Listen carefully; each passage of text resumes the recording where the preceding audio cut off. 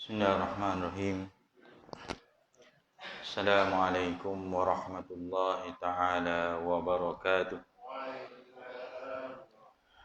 Nabda hadzal majlis qiraati umul kitab al-Fatihah. Bismillahirrahmanirrahim. Iyyaka na'budu wa iyyaka nasta'in. Ihdinas siratal mustaqim. Siratal ladzina an'amta 'alaihim ghairil maghdubi 'alaihim waladdallin. Alhamdulillahi rabbil alamin. Wassalatu wassalamu ala asyrafil anbiya'i wal mursalin wa ala alihi wa sahbihi ajma'in. Nahmaduhu wa nasta'inuhu wa nastaghfiruh wa na'udzu billahi min syururi anfusina wa min sayyiati a'malina. May yahdihillahu fala mudilla lahu wa may yudlilhu fala hadiya lahu. Arsalahu bil huda wa dinil haqq liyuzhirahu 'ala ad-dini kullihi walau karihal kafirun. Qala Allah Ta'ala fi kitabihil aziz, ya ayyuhalladzina amanu taqullaha haqqa tuqatih wa la tamutunna illa wa antum muslimun. Shadaqallahul azim. Amma ba'd. Tuan-tuan muslimin dan muslimat, hadirin dan hadirat yang dirahmati Allah Subhanahu wa taala. Pertama sekali marilah kita bersama-sama merafakkan setinggi-tinggi syukur kehadrat Allah Subhanahu wa taala. Dengan keizinannya kita pada malam ini dapat bersama-sama berhimpun melaksanakan perintah Allah solat maghrib secara berjamaah dan diberikan kelapangan masa kita untuk kita berada di dalam majlis ilmu. Man salaka tariqan yaltamisu fihi ilma sahalallahu lahu tariqan ilal jannah. Mudah-mudahan kesungguhan kita berada di dalam majlis ilmu ini akan membuka dan memudahkan jalan kita untuk bertemu dengan syurga Allah Subhanahu wa ta'ala, insya-Allah.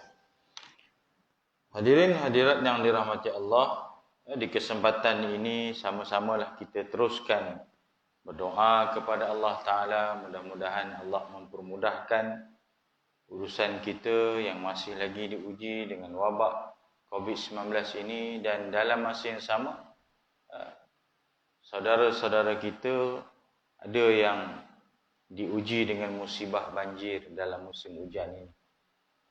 Dah ada buka pusat pemindahan dah di beberapa pusat. Jadi ujian demi ujian kita Allah uji. Sama-samalah kita panjatkan doa kepada Allah Ta'ala.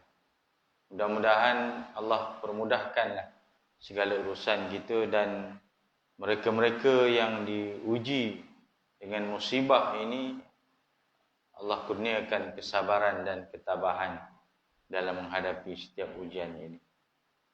Mudah-mudahan walaupun diuji dengan Allah Ta'ala tidak menyebabkan mereka jauh daripada Allah Ta'ala. Dan kita mengharapkan mudah-mudahan setiap apa juga ujian, musibah daripada Allah Ta'ala mendekatkan kita lebih lagi kepada Allah Subhanahu wa ta'ala, insya-Allah. Tuan-tuan yang dirahmati Allah, insya-Allah malam ini kita sambung dalam tafsir Al-Munir juzuk amma. Kita masuk pada muka surat 97. Itu kita dah sampai ayat yang ke-8, muka surat 96. Jadi malam ni kita sambung bahagian seterusnya dalam surah Al-Infitar, muka surat 97. Tajuk di situ disebutkan ialah sebab kedegilan dan catatan para malaikat serta terbahagianya manusia kepada dua kumpulan. Ini ayat yang kita akan bincang pada bahagian ini. Bahagian yang seterusnya ini, itu ayat yang ke-9 hingga ayat yang ke-19. Di malam ni mungkin hanya beberapa ayat lah yang kita sempat. Bakinya kita akan sambung pada pengajian yang akan datang. Tuan-tuan yang dirahmati Allah Subhanahu Wa Taala. Kita tengok firman Allah Subhanahu Wa Taala dalam surah Al-Infitar ayat 9. A'udzubillahi minasyaitonir rajim. Kalla bal tukadzibuna bid-din wa inna 'alaikum lahafizin kiraman katibin ya'lamuna ma taf'alun innal abrara lafi na'im wa innal fujjara lafi jahim yaslawnaha yawmaddin wa ma hum 'anha bighaibin wa ma adraka ma yawmuddin thumma ma adraka ma yawmuddin yawma la tamliku nafsun li nafsin syai'a wal amru yawma idzin lillah. Ayat 9 hingga ayat yang ke-19. Maksud ayat ni nanti kita akan masuk perbincangan dalam tafsirnya nanti. Okey, kita baca kaitan ayat dengan ayat sebelumnya, muka surat 98. Setelah menerangkan tanda-tanda kiamat yang menunjukkan bahawa kata-kata berhubung kebangkitan semula adalah benar, dan setelah menyebut nikmat-nikmat Allah yang banyak kepada manusia dan keingkaran mereka terhadapnya, Allah Subhanahu Wa Taala menyebut pula sebab-sebab keingkaran ini, iaitu mereka mendustakan peristiwa kebangkitan semula. Pada ayat yang lalu, minggu lepas kita sudah bincangkan ayat-ayat yang menyatakan tentang nikmat-nikmat Allah Subhanahu Wa Taala yang banyak. Kita bincang dulu ayat yang ke-8. Bagaimana Allah ciptakan manusia ini sebaik-baik kejadian dan juga susunannya yang terbaik. Ayat yang ke-8 kalau tuan-tuan ingat. Kemudian sebelum pada itu ayat yang ke-6 pun ada disebutkan, ayat yang ke-7 pun ada disebutkan tentang nikmat Allah Subhanahu Wa Taala, yang mana Allah Subhanahu Wa Taala telah menciptakan kamu, lalu menyempurnakan kejadianmu dan menjadikan susunanmu seimbang. Itu adalah nikmat-nikmat yang Allah Subhanahu Wa Taala kurniakan kepada kita. Itu semua cerita tentang nikmat.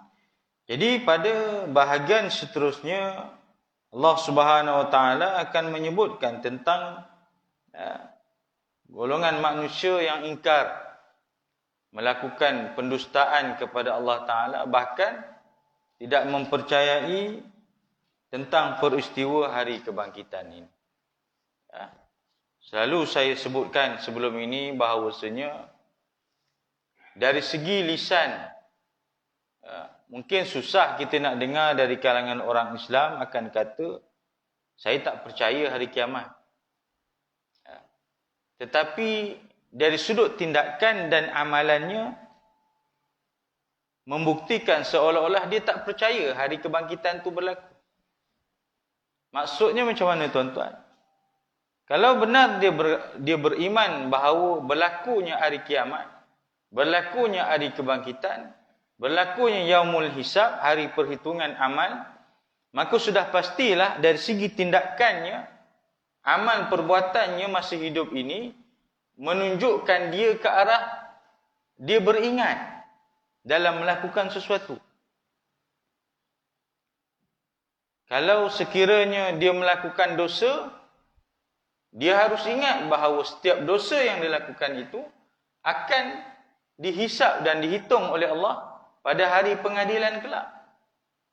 Itu yang saya sebut tadi, bahawa dari segi tindakan amalan itu membuktikan seolah-olah takkan dia tak tahu apa yang dia buat itu akan dipersoalkan di akhirat nanti.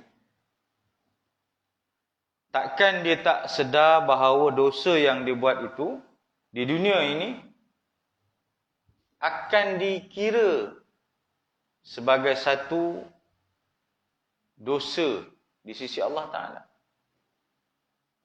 Jadi sebab itu saya katakan tadi bahawa manusia ini dari segi lisan mungkin dia sukar nak kata tidak beriman dengan hari kiamat. Tetapi dari segi tindakan dan perbuatan amalan dia itu, kalau dia percaya, dia buat. Kamu sedar tak bahawasanya setiap daripada amalan kita ni akan dicatat oleh malaikat? Sedar. Kamu sedar tak bahawasanya amal kebaikan ini akan membawa keuntungan kita di akhirat? Sedar. Kamu sedar tak bahawa amal kejahatan, dosa ini akan membawa keburukan di akhirat? Sedar. Jadi kalau kamu sedar, kamu kena buktikan bahawa kamu beriman dengan hari akhirat itu dengan amalan kamu yang kamu lakukan hari ini. Ya, sebab tu kadang-kadang manusia nanti, kita akan jumpa nanti satu surah, dalam tu Allah ceritakan, bukan satu surah je sebenarnya, dalam Al-Quran ni banyak kisah-kisah yang Allah rakamkan orang-orang yang ingkar, orang-orang yang degil, orang-orang yang melakukan kemungkaran kepada Allah Ta'ala. Banyak, nanti kita akan bincang, tuan-tuan. Ya. Baik. Kemudian Allah Subhanahu Wa Ta'ala memberi galakan kepada mereka supaya taat kepadanya dan memberi amaran kepada mereka agar jangan melakukan maksiat, kerana malaikat pencatat akan menulis semua perbuatan mereka. Sebab kata tadi, ada kaitan, hubung kait beriman kepada hari akhirat itu dengan perbuatan amalan kita hari ini. Kalau kita tak rasa bahawa dosa dan pahala itu memberi kesan kepada perhisaban atau perhitungan kita di akhirat kelak, bermakna seolah-olah kita tak beriman dengan hari akhirat, atau kita tidak beriman dengan hari kebangkitan. Sebab kalau dia beriman, dia tahu hari kebangkitan tu apa? Ialah hari yang akan dihitungkan amalan semua manusia. Ada orang buat satu ayat dia begini, dia kata, dalam banyak-banyak buku ni, tuan-tuan, buku apa yang paling mendebarkan untuk kita baca? Tuan-tuan rasa buku apa? Dalam banyak-banyak buku, buku apa yang paling mendebarkan untuk kita baca? Bukan kata baca, kita nak ambil buku tu pun mendebarkan. Buku apa, tuan-tuan? Kalau tuan-tuan tahu lah. Buku 5. Itu hutang. Kalau memang banyak hutangnya, memang mendebar. Buku catatan amalan kita. Ada yang dah dapat kan? Ada yang dah dapat? Dah baca dah? Buku yang mendebarkan untuk kita dapat, untuk kita terima, ialah buku catatan amalan kita. Sedangkan buku itu, siapa yang karang? Buku tu siapa? Bukanlah kita yang karang. Buku tu hasil daripada siapa? Buku amalan ni hasil daripada siapa? Orang lain yang buat kan? Buku amalan kita ni, kawan kita ke yang tolong buat kan? Yang tolong hasilkan buku amalan tu? Tak, kita sendirilah. Masing-masing. Saya punya buku amalan, sayalah yang bertanggungjawab. Tuan-tuan punya buku amalan, tuan-tuanlah punya bertanggungjawab. Ya. Tak ada pula dalam buku amalan tu yang bertanggungjawabnya jiran sebelah. Kita sendiri. Tapi cukup mendebarkan. Kerana apa? Kita tak pasti. Adakah buku amalan kita ni nanti kita akan terima tangan kanan atau tangan kiri? Satu. Yang kedua, adakah buku amalan yang kita terima, nak terima nanti, yang banyaknya amal kebaikan atau amal keburukan? Oleh kerana buku amalan ini, kita tak boleh nak tengok sekarang. Tak boleh nak tengok. Boleh tak saya nak tengok amalan saya setakat hujung tahun 2020. Ni nak buka 2021, kurang-kurang saya bolehlah buat, kita kata postmortem untuk 2021 punya amalan. Boleh tak saya nak tengok? Boleh tak tuan-tuan? Tak boleh. Habis macam mana nak tahu? Caranya ialah kita sentiasa bermuhasabah. Muhasabah. Kita tak boleh nak tengok, tapi kita muhasabah. Dah habis 2020 ni. Agak-agak banyak yang baik ke, banyak yang buruk. Muhasabah. Dan muhasabah tu jangan tunggu hujung tahun. Kalau boleh, setiap hari. Ada masa bangun malam, bangun awal, tahajud. Kenangkan kita punya amalan. Tak perlu berdoa pun tak perlu duduk. Tuan-tuan duduk, kenang aja doa. Dosa kita ke. Kenang amalan kebaikan kita. Allah Akbar. Aku rasa aku macam dah buat banyak amalan. Tapi rasa macam kosong jiwa ni. Muhasabah balik. Adakah amalan aku ni Allah terima ke tidak? Atau adakah amalan yang aku buat ini tak betul? Atau amalan yang aku buat ni betul asalnya. Memang itulah amalan yang Allah Ta'ala suruh. Tapi dek kerana aku suka mengata orang, habis amalan aku, pahala tu pergi ke orang lain. Itu muhasabah. Sebab kita tak boleh nampak buku amalan tu, melainkan di akhirat nanti. Baru kita boleh tahu buku amalan kita. Jadi kena ingat bahawasanya jangan melakukan sesuatu di luar batasan Allah. Melakukan dosa kerana apa? Allah hantar kepada kita CCTV. CCTV. CCTV ni rekodnya tak boleh padam. Kalau CCTV manusia ni kadang-kadang kabur. Kan? Pasang CCTV tapi bila nak cek boleh tak tengok nombor pelik dia? Allah, blur, tak kabur, tak nampak. Boleh cam tak muka dia? Tak boleh. Tak boleh nak bantu sesuatu kes di mahkamah. Tu belum cerita lagi rosak. Ada je CCTV tapi tak berfungsi. Ataupun ada kapasiti memori yang dia boleh simpan.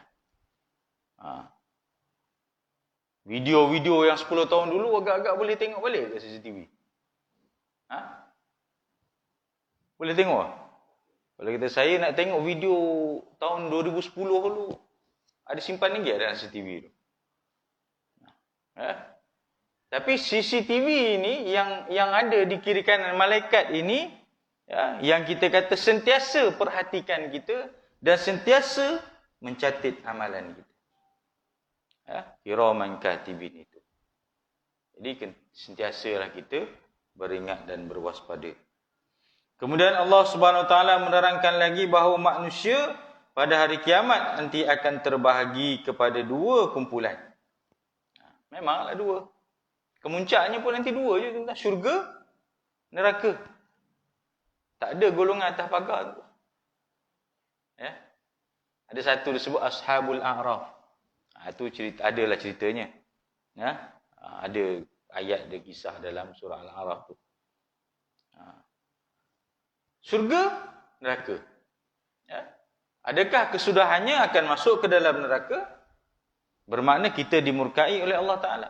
Ataupun kesudahan kita akan masuk ke dalam syurga. Bermakna kita adalah golongan yang berjaya kerana kemuncaknya kita masuk ke dalam syurga Allah Ta'ala.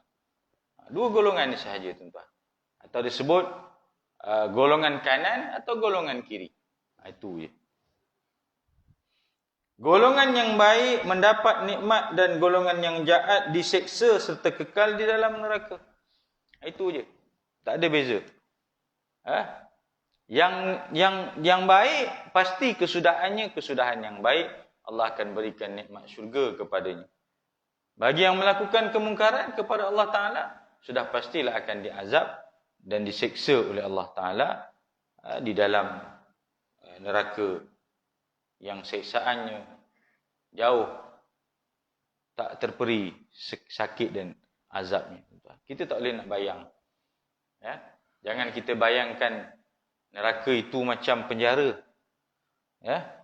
Boleh pula ada waktu lawatan, boleh siapa-siapa datang, boleh pula berjumpa, makannya ada makan, minum yang bersesuaian. Boleh pula ada orang kata belajar. Dalam penjara ada mengaji, tuan-tuan. Jangan ingat kita kat luar ni je ada mengaji. Dalam penjara pun ada mengaji. Kelas hafazan Quran pun ada. Silap-silap ada yang keluar tu hafal Quran. Kita belum tentu lagi duduk luar ni. Ada yang khatam berkali-kali dalam penjara. Sebab masanya itu je, tak ada apa. Jadi baca je Quran, baca Quran. Jadi jangan samakan neraka tu macam penjara. Penjara di dunia ni walaupun mungkin dianggap satu kesengsaraan bagi seorang yang dihukum dalam penjara, tetapi bukanlah begitu kesengsaraan yang di neraka nanti. Di neraka ini jauh berganda-ganda kesengsaraannya. Allah sebut dibakar dalam api neraka, berganti kulitnya, bakar lagi, hidup tumbuh balik kulitnya.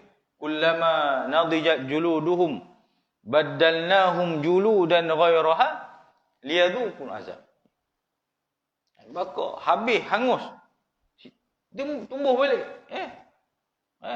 Baddalnahum juludan ghairaha.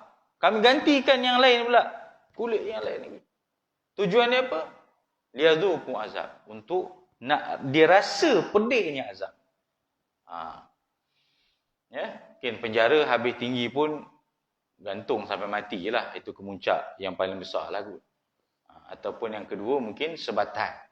Yang orang kata sebat itulah yang paling mengerikan. Sebab boleh tersiat kulit ni. Itu pun siat kulit katanya adalah rawatan dia juga. Dia bukanlah dia biar gitu. Ini tak ada. Habis hangus terbakar, diganti kulit baru. Bakar lagi, hangus, ganti lagi. Tujuan dia pun nak bagi dia rasa sengsaranya azab Allah Subhanahu Wa Taala. Dia juga menerangkan bahawa pada hari kiamat terdapat bermacam-macam kesusahan dan kesengsaraan. Dan hanya Allah Subhanahu Wa Taala yang mempunyai hak memerintah dan berkuasa. Di hari akhirat nanti, tuan-tuan, siapa pun tak akan membantu kita melainkan Allah Subhanahu Wa Taala. Maliki yaumiddin, yang memiliki hari pembalasan. Di dunia ni kalau kita kenal dengan orang-orang tertentu, kadang-kadang yang salah pun boleh lepas. Yang tak salah pun boleh salah. Itu dunia punya hal lah. Tapi di akhirat dengan keadilan Allah Ta'ala, kalau salah tetap salah, yang betul tetap betul. Tak ada ruang budi bicara dah. Hanya di dunia sahaja Allah Subhanahu Wa Ta'ala masih ada ruang-ruang tersebut, tuan-tuan. Jadi gunakanlah kesempatan yang kita masih miliki ketika masih berada di dunia ni, tuan-tuan. Baik. Kita masuk tafsiran dan ulasan. Firman Allah Subhanahu Wa Ta'ala ayat yang ke-9, kalla bal tukadzibuna biddin. Yang bermaksud bukan itu sahaja, bahkan kamu mendustakan hari pembalasan. Maksudnya berhati-hatilah kamu daripada lalai dan terpesona dengan sifat pemurah Allah Subhanahu Wa Ta'ala yang boleh membawa kepada kekufuran terhadapnya. Sebenarnya kamu mendustakan hari akhirat, hisab dan pembalasan.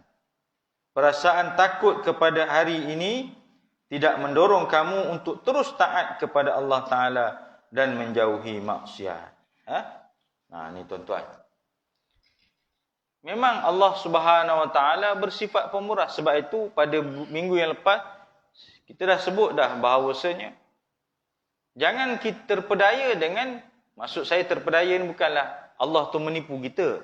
Maksudnya jangan kita melihat Allah Ta'ala semata-mata bersifat pemurah, maka kita tak apalah, kita buat je lah dosa apa pun. Allah kan maha pemurah, Allah kan maha pengampun. Apa susah? Kita buat je lah dosa sampai masa kita teringat nak bertaubat, kita taubatlah pada Allah Ta'ala. Bukan Allah sebut, innallaha ghafurur rahim. Allah maha pengampun lagi maha penyayang. Jangan terpedaya dengan sifat yang disebut. Allah maha pengampun lagi maha penyayang. Bermaksud seolah-olah, buatlah apa-apa dosa pun. Tak kisah. Ya. Akhirnya kita tenggelam dengan dosa itu, langsung lupa nak kembali ke pangkal jalan. Jangan sampai begitu tuan-tuan. Hari ini orang menggunakan alasan yang sedemikian untuk berlaku ingkar kepada Allah Subhanahu Wa Taala. Allah, aku buat dosa, aku minta ampunlah dengan Allah Taala. Yang kau sibuk-sibuk apa pasal apa? Yang kau sibuk-sibuk nak dakwah aku, nak tarbiyah aku supaya aku ni buat baik, tinggalkan dosa ni, buat apa? Dosa aku dengan Allah Taala. Aku yang minta ampun dengan Allah Taala. Allah dah sebut Allah Maha Pengampun. Kamu tu saya sibuk-sibuk nak campur tangan. Ini yang selalu digunakan alasan. Kita jangan terpedaya sampai ke peringkat itu. Sebab Allah Subhanahu Wa Taala, walaupun Allah Maha Pengampun lagi Maha Penyayang, tapi kita jangan lupa bahawasanya Allah juga innallaha azizun hakim, Maha Perkasa. Allah Ta'ala melakukan sesuatu hukuman itu dengan penuh keadilan Allah Ta'ala. Ya? Jangan kita ambil peluang sampai ke peringkat demikian. Perasaan takut pada hari ini tidak mendorong kamu untuk terus taat kepada Allah Ta'ala dan menjauhi maksiat. Sebab kita tak diperlihatkan di hadapan mata kita, tuan-tuan. Azab ini. Azab ini tak diperlihatkan di hadapan mata kita. Sebab itu, dia untuk kita merasakan sesuatu itu, dia baca, kita hanya dapat tahu saja. Kita dengar, dia belum sampai tahap 1% lagi. Maknanya kita baca, okey. Contohnya macam inilah kata. Durian adalah merupakan raja buah yang memiliki rasa yang cukup enak dan lazat. Kita baca, contohnya. Kita boleh nikmat tak rasa durian tu dengan baca tu, tuan? Boleh nikmati tak? Sikit je lah kan, kita kata, sedap tara mana ni? Mari pula orang datang, hang nak tahu, semalam aku beli durian. Musang King memang punya. Kebetulan pula harga memang durian runtuh. Yang ni baru betul durian runtuh. Aku borong sakan. Rasanya. Lepas makan tu, kalau boleh tak nak basuh tangan durian tu yang pegang. Tak nak basuh tangan dengan bau, dengan sedap. Kita baca, dia tak pergi lagi dia punya rasa dia tu. Dengar pula orang cakap, sedap betul ke? Besok pula orang tu bawa pula durian. Kalau kau tak percaya, kau makan. Kita pun makan. Bila benda tu real di hadapan mata kita, tengok pula lagi, bukan sekadar tengok, bahkan kita pegang, rasa, nikmati pula lagi. Barulah dia akan feeling tu datang. Memang itu maksud tadi. Kita hari ini untuk nak merasai betapa azab siksa Allah Ta'ala tu pedih, kita hanya boleh baca je, tuan-tuan. Kita boleh baca dalam Al-Quran, dalam hadis Nabi, kata-kata ulama. Ya. Dengar mungkin dengar sama juga, maknanya dengar pun daripada orang yang baca juga, maknanya dia baca hadis Nabi, cerita tentang azab akhirat, dia cerita pada kita.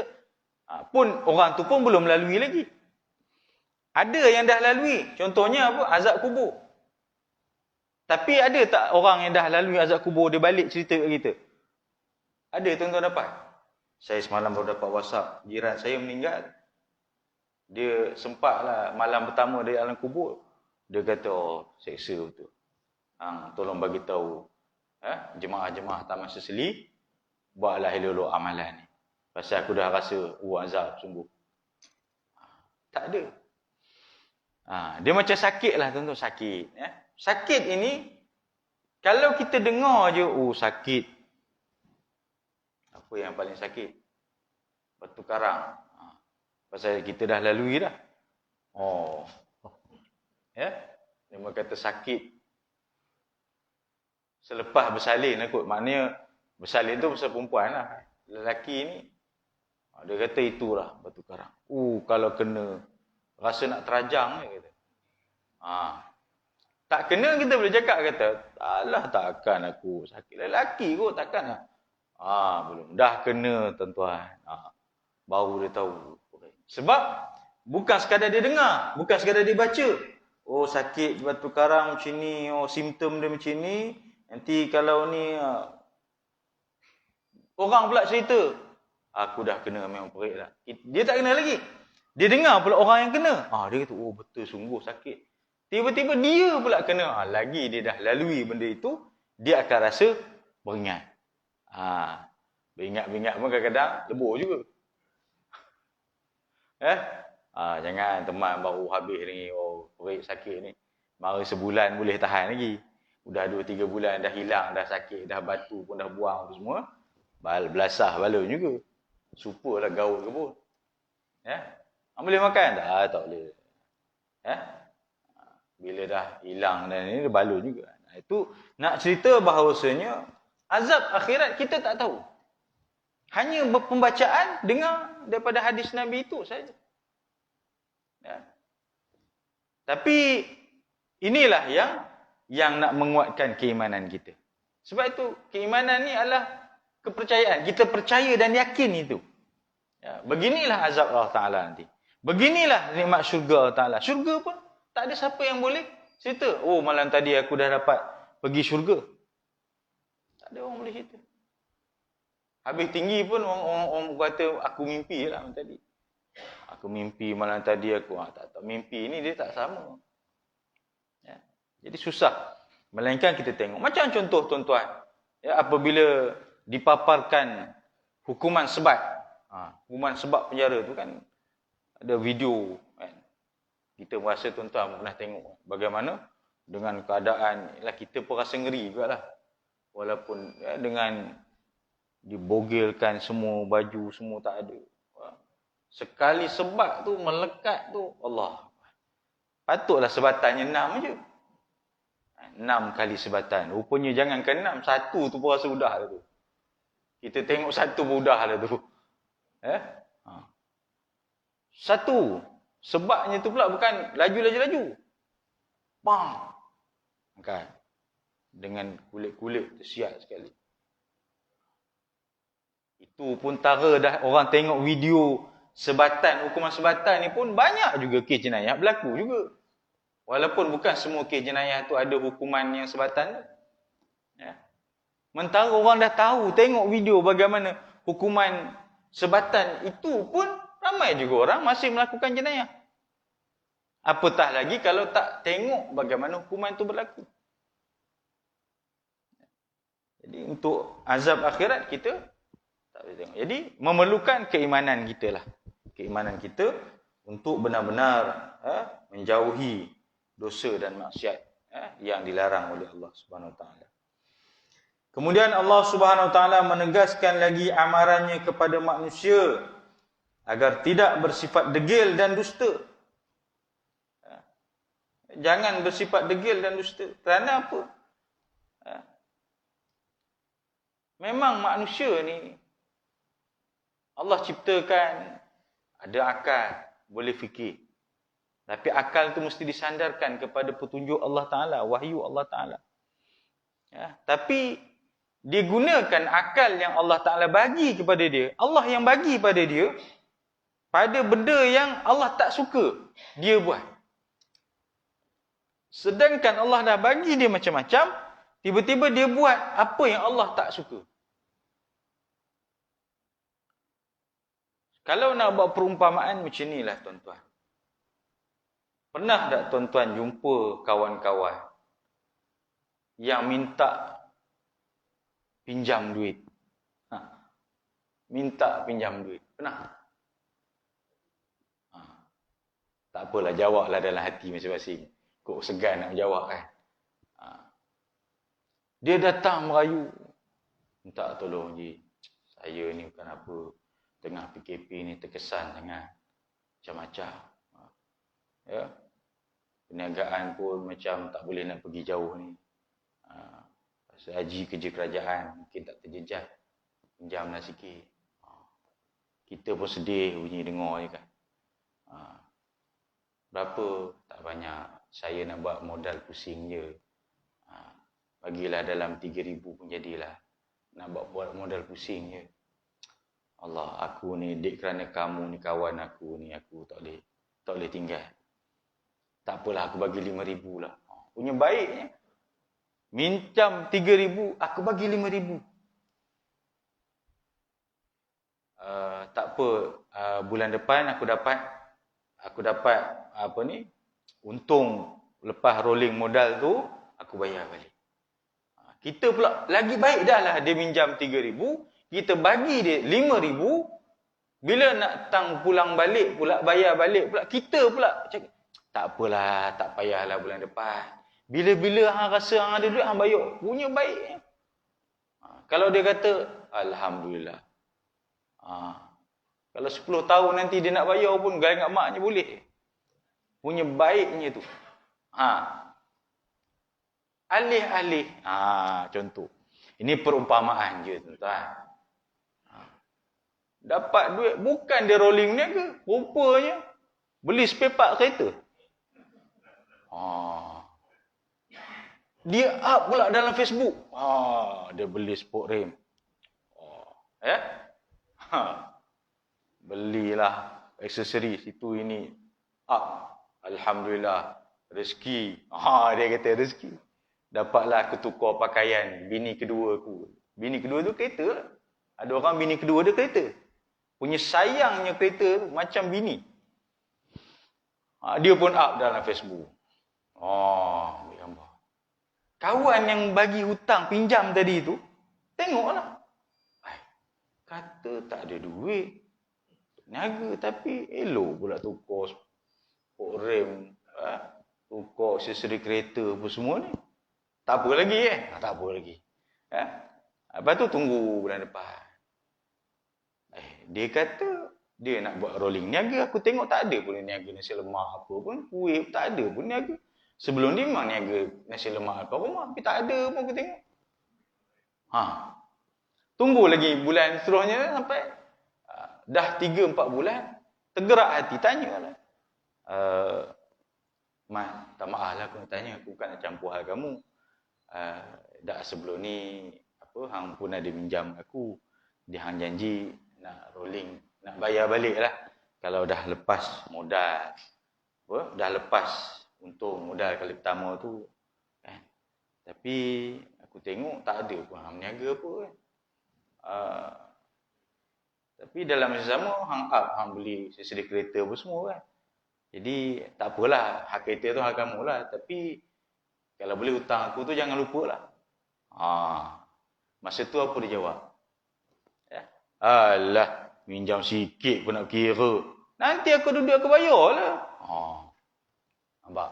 Ni, perumpamaan manusia yang degil ingkar dengan Allah Ta'ala. Ni macam ni lah. Alah, aku beli aksesori kereta tu, ikut suka aku lah. Aku ada duit. Duit tu maksud duit yang dia dapat pinjam tu lah. Suka hati aku lah nak beli aksesori tu. Ada setengah orang dia bercuti. Dia bercuti sana sini, dia pinjam duit ke orang. Lepas tu dia pergi cuti sana sini, kemudian dia up dalam Facebook. Kawan yang bagi pinjam duit tertanya, hutang aku kau tak bayar, tiba-tiba kau keluar bercuti. Bila kita tanya pasal hutang, dia kata, suka hati aku lah aku nak bercuti. Ke mana yang sibuk pasal apa? Tak, pasal hutang aku bila hang nak bayar. Nanti bila aku ada duit, aku bayar lah. Dah hang pergi bercuti tu ada duit pula. Tang mana datang duitnya? Tu contoh. Tuan-tuan faham ke tak?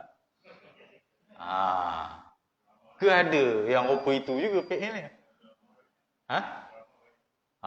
Drama. Ya Allah.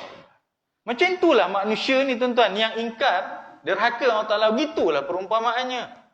Allah bagi dia. Apa yang kamu tak nak? Aku lahirkan kamu dalam keadaan lengkap, sempurna. Panca indera ada. Kaki, tangan, semua komplit. Boleh berjalan, boleh semua sempurna. Sampai masa aku minta taat kepada aku. Dan ketaatan itu pula bukan untuk aku pun sebenarnya, untuk kamu juga. Kalau kamu tak taat pada aku pun, aku tak turun darjat aku, kemuliaan aku, Allah kata. Untuk kamu. Tapi kamu boleh pula macam-macam dengan aku. Ya, aku suruh sembahyang, kamu tak sembahyang. Aku suruh tutup aurat. Kamu kata nantilah bila aku ada ikhlas, nanti aku tutuplah aurat. Tuan-tuan, ini mandatori arahan Allah, bukannya pilihan. Nak tunggu ikhlas tak ikhlas. Tak guna pun kalau kita beramal tanpa keikhlasan. Sedap, boleh cakap macam tu. Kalau kena tahan dengan Roblox ke apa-apalah kesalahan lalu lintas. Cik tahu dah kesalahan apa tadi? Cik tak pakai tali pinggang keledar. Boleh tak kita jawab? Minta maaf, saya tak bersedia lagi pakai tali pinggang keledar. Tunggu saya dah ikhlas, betul-betul ikhlas nanti baru saya pakai tali pinggang keledar. Boleh jawab dah apa itu? Kalau yang tahan tu bapa saudara kita, mungkinlah. Ini perintah Allah Ta'ala. Boleh pula kita lebih-lebih kurang. Suka hati aku lah aku nak semayang. Bila ada aku masa semayang, aku semayang lah. Bila aku rasa aku nak tutup aurat lah. Yang sibuk saya apa? Nampak. Ini PN serupa tadi yang berhutang tadi tu. Teruknya amat. Ya? Alih-alih kawan yang bagi hutang, yang nak minta balik hutang tu, dia pula yang serba salah. Akhirnya dia diam, tak berani nak minta lah. Tak berani nak minta balik hutang yang dia bagi pinjam. Apa itulah PN kita, tuan-tuan. Ya? Janganlah apa itu. Sial. Okey, baik. Allah memberitahu bahawa semua perbuatan manusia diperhatikan oleh malaikat dengan firman-Nya. Baik, tuan-tuan. Ini saya nak sebut tadi, tuan. Yang apa ni? Manusia yang bersifat degil ni, ya. Okey, menegaskan lagi yang perenggan ayat pertama tadi. Kemudian Allah menegaskan lagi amarannya kepada manusia agar tidak bersifat degil dan dusta tu. Dan nak tekan itu ya. Tuan-tuan kalau ada kesempatan, tuan-tuan balik buka surah Al-Qamar. Juzuk 27. Surah Al-Qamar juzuk 27. Ayatnya ada 55 je ayat. Tak banyak. Lebih kurang 3 muka surat. Surah Al-Qamar ada 55 ayat, lebih kurang 3 muka surat. Tapi dalam tu Allah rakamkan 6 kisah yang berbeza. Semua tu cerita orang-orang yang ingkar, orang-orang yang degil, orang-orang yang dusta Allah Ta'ala. 6 kisah berbeza. Surah Al-Qamar. Buka baca. Nak baca malam ni boleh lah, tapi panjang. Saya ambil sikit tuan-tuan. Sebelum saya bawa tafsir sikit. Yang pertama, kaum Nabi Nuh. Dia bukan surah Al-Qamar je. Surah lain pun ada. Cerita pasal kaum Nabi Nuh ni. Apabila mereka tak mahu ikut dakwah yang dibawa oleh Nabi Nuh AS. Bukan sekadar kaumnya saja, termasuklah anak-anaknya, keluarganya. Sampai banjir besar. Wafarat tanur, keluar air daripada tanur tu di ibarat apa? Tempat kisat gandum. Keluar banjir yang besar. Sampailah habis memusnahkan semua. Termasuklah anak-anaknya.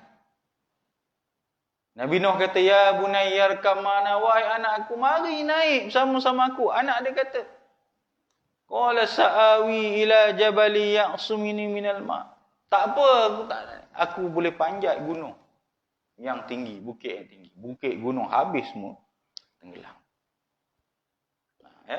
Surah Al-Qamar, kisah Nabi Hud ataupun kisah kaum Nabi Nuh itu bermula ayat 9. Boleh buka baca. Nanti setiap satu habis je, setiap satu cerita kisah tu Allah sambung dengan satu ayat yang saya ingat 2-3 kali dia ulang dalam ayat surah Al-Qamar itu. Apa dia? Walaqad yassarnal Qur'ana lidzikri fahal min muddakir. Kemudian habis cerita kaum Nabi Nuh, Allah cerita pula dalam surah Al-Qamar tadi cerita kaum Samud. Juga orang yang ingkar, degil. Nabi Nuh tadi tuan-tuan, kalau nak ikut berbaloi tak berbaloi Nabi Nuh bukan berdakwah 10 tahun, 20 tahun, 950 tahun. Yang beriman hanya sikit. Ya. Apatah lagi, tamparan yang hebat, anak-anaknya juga tidak mau, ahli keluarga yang tidak mau beriman. Kemudian habis kisah Nabi Nuh tu dalam surah Qamar. Kemudian ayat 18 pula surah Hud. Surah Hud dah. Ayat 18 surah Qamar tadi tu. Tadi 9, 10, 11, 12, 13, 14, 15, 16, 17. 17 tu Allah sebut tentang adakah kamu tidak mau mengambil pengajaran? Fahal min muddakir. Kemudian masuk ayat 18 cerita tentang kaum Samud, iaitu apa ni? Bukan kaum Samud, kaum Ad, iaitu Nabi Hud alaihissalam. Wa ila adin akhahum huda. Ya, mereka juga degil, ingkar kepada Allah Taala. Wa ila adin akhahum huda qala ya qaumi ibudullah ma lakum min ilahin ghairu. Ya. Wahai kaumku, Nabi Hud kata, jom aku nak bawa kamu nak menyembah Allah Ta'ala. Tidak ada sembahan lain melainkan Allah Ta'ala sahaja. Tetap degil, ingkar kepada Allah. Sedangkan Allah Ta'ala bagi macam-macam kemudahan kepada kaum Ad. Boleh baca detail lah tuan-tuan dalam surah tu. Ini saya cerita secara umum je. Tuan-tuan take note yang ada buku, take note dulu. Surah Al-Qamar. Habis surah cerita tentang kaum Nabi Hud, Allah cerita pula kaum Nabi Saleh, iaitu kaum Thamud. Wa ila Thamud akhahum Salihah. Sama juga, qala ya qaumi ibudullah ma lakum min ilahin ghairu. Wahai kaumku, marilah sembah Allah Taala. Tidak ada Tuhan melainkan Allah Subhanahu Wa Taala. Sama juga. Kaum Samud ini Allah bagi dia macam-macam. Dia boleh mengukir bangunan pada gunung yang ada. Masih ada lagi sampai sekarang. Dia boleh ukir jadi macam bangunan rumah. Bukan kata buat binaan, ambil kayu, ambil batu, tak. Gunung itu diukir jadi bangunan dan seperti rumah. Allah bagi kelebihan kepada kaum Samud. Termasuklah keingkaran dia. Akhirnya dia juga ingkar, degil. Degil dengan Allah Ta'ala. Allah datangkan Nabi Saleh alaihissalam untuk ajak dia beriman kepada Allah Ta'ala sebagai bukti mukjizat. Mereka minta macam-macam bukti mukjizat. Allah turunkan unta betina. Hazihi naqatullah lakum ayat. Unta betina ini yang sangat besar tiba-tiba datang. Allah turunkan sebagai mukjizat. Nak buktikan kenabian Nabi. Tapi mereka tetap tidak beriman. Akhirnya dibunuhnya unta itu. Sedangkan Nabi Saleh kata, jangan dibunuh. Degil. Allah bagi mereka kelebihan.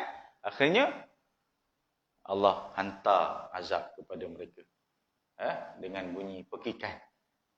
Bunyi pekikan, mati bergelimpangan. Habis cerita kaum Nabi Saleh, ada berapa kisah? 3 kisah dalam surah Qamar. 3. Allah hantar cerita pula kisah kaum Nabi Lut alaihissalam. Kaum Nabi Lut. Ini kita semua sedia maklum.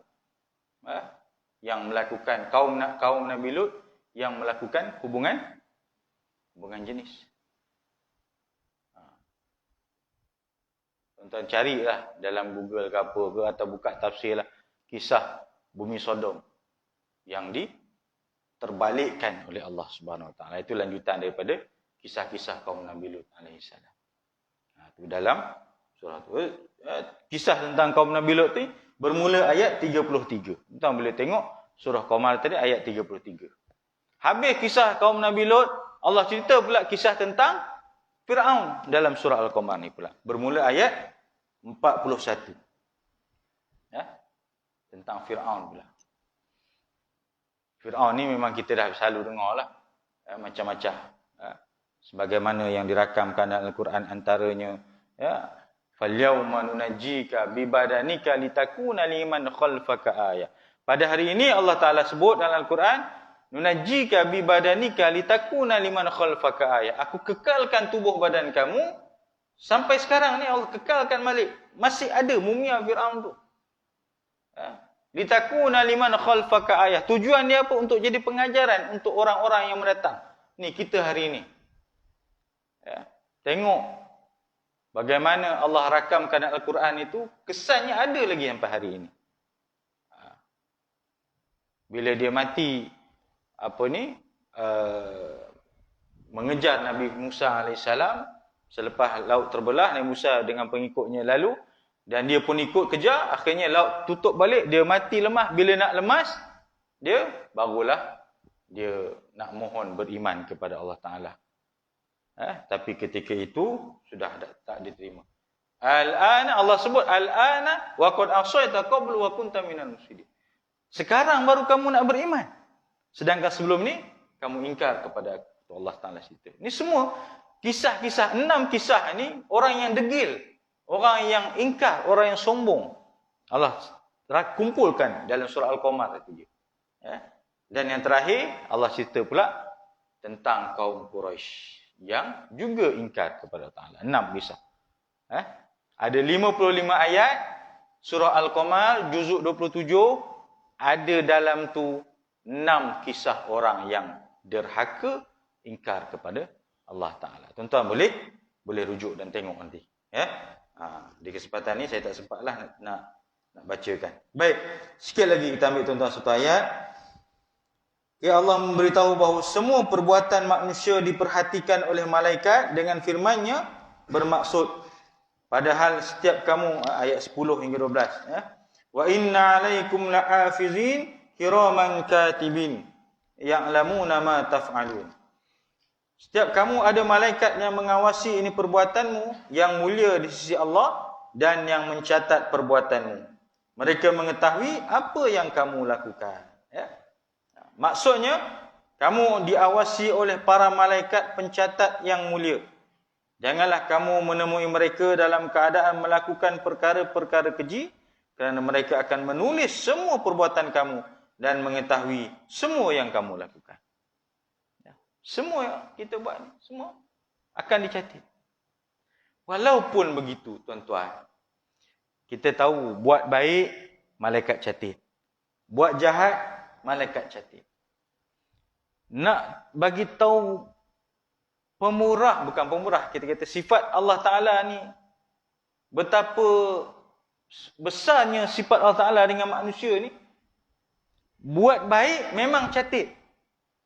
Kalau niat saja, niat buat baik, belum buat lagi, itu pun Allah dah catat dah.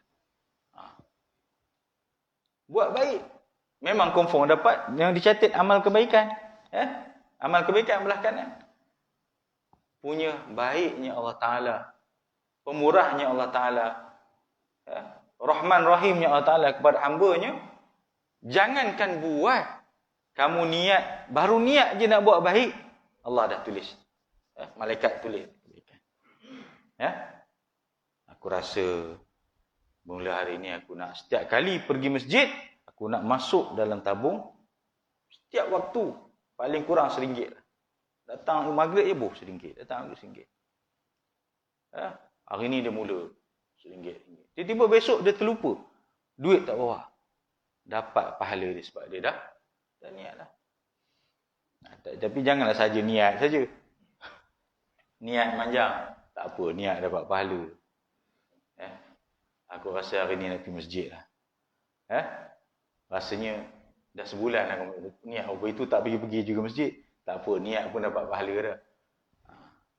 Tak maulah begitu.